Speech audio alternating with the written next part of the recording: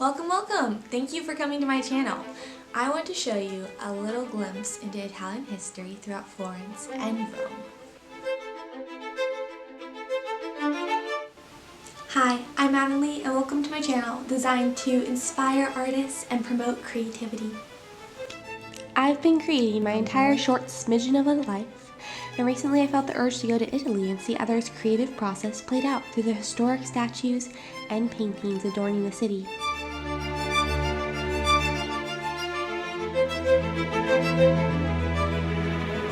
First off, I'll take you to Florence, where I'll show you some of the sights. The Florence Cathedral, also known as the Duomo, is the largest church in Italy, third largest in Europe, and fourth in the world. It has an impressive front leading to a dome and bell tower on the side. It's made out of Candoglia marble, which was also used to make the famous Milan Cathedral. I spotted artists outside the dome with some beautiful pieces of the surrounding area and their styles. The Galleria Academia was a must on the list due to the popular David statue carved out of one slab of Tuscany marble by Michelangelo from 1501 to 1504. It was surprisingly tall, standing at 17 feet on the pedestal and weighing in at 6 tons. A room off to the right was full of statues and busts, all intricately designed. That night was New Year's Eve. We headed to the dome at 10 to enjoy some beautiful music by a choir before heading to the next plaza.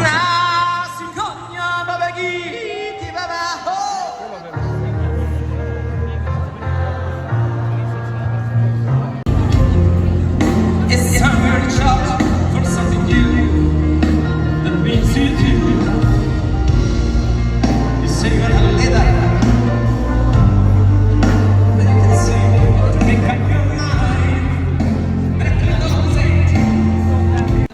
Then we headed to the next plaza featuring a magic show. It was unfortunately all in Italian, so we skipped on close to the bridge, Ponte Vecchio, to watch the fireworks go off at 12 to bring in the new year, 2024.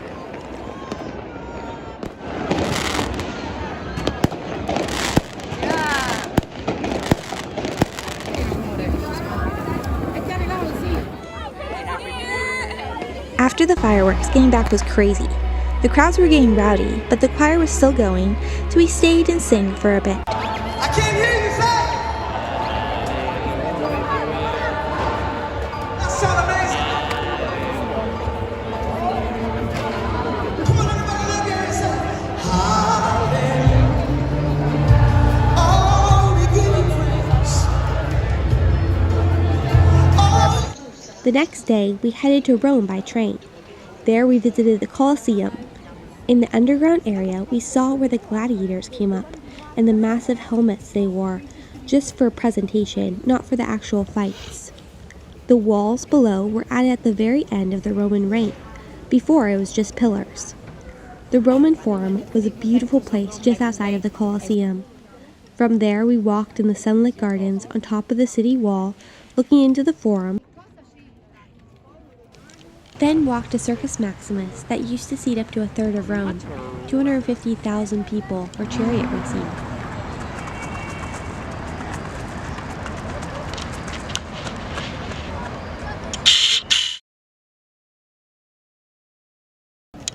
The next day we explored the church Santa Maria sopra Minerva, built from 1280 to 1370, as well as St. Ignatius and San Luigi de Frances, and finally the Pantheon, the oldest standing structure in Rome.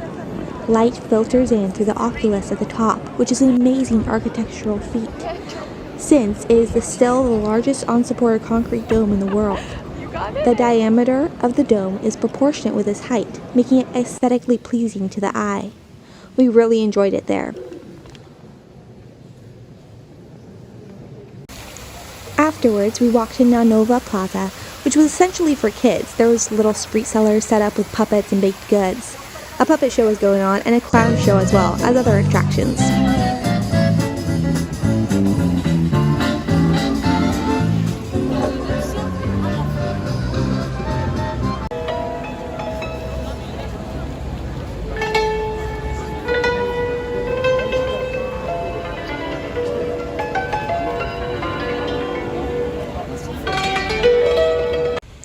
The next morning, we went to St. Peter's Basilica early to enjoy a 20-minute line into it. It took nearly 120 years in construction, and Michelangelo himself designed the iconic dome. The dome is 448.1 feet high, the tallest dome in the world.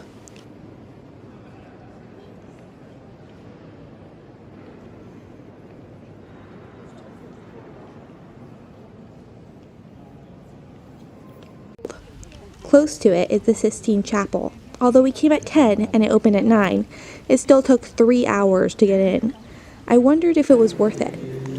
Let me tell you, it is worth it. When we finally got in at 1, we hurried to find the Sistine Chapel, only to find out you have to go through a maze of art galleries to finally reach it close to the end. All of those massive hallways were incredible, though.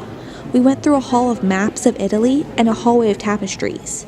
It filled me with awe that so much time and creativity was spent on this, when back in those days people struggled to read and put food on the table. There was a poor side, but this was richness indeed. When we finally reached the Sistine Chapel, it was about 2 o'clock. I had only had a kind bar and very little water that day because I had not prepared myself for the journey to reach this place I had wanted to see so badly. I feel this physical need could also be paralleled spiritually. Even if you know where you're going after you die, have you prepared yourself? Some people will say they believe in God and that is enough. You don't have to work for salvation. Yes, that is true. The Bible says, "For by grace you have been saved through faith, and that not of yourselves, is the gift of God, not of works, lest anyone should boast." Ephesians 2:8-9. But if you love God, you will want to please Him, and following His commands is part of that. Some people consider that work.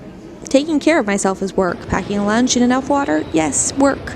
But I'm rewarded by that preparation, and it becomes a joy the more I prepare, because I'm not caught in a bad place like in that line waiting and waiting for the Sistine Chapel.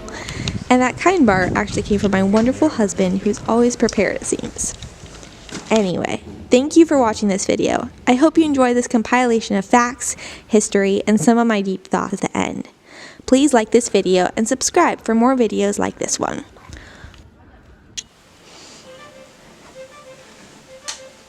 Please comment below too if you liked the Colosseum or want to see more of it, as I have a lot of videos of the Colosseum.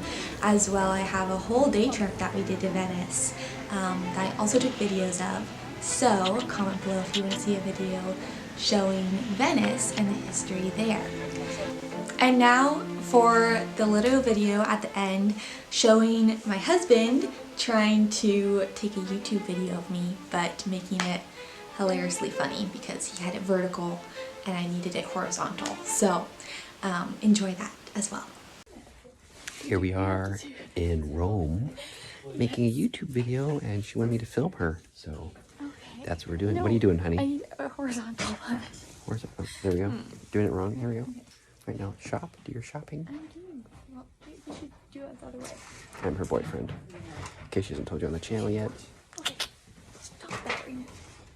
Please stop.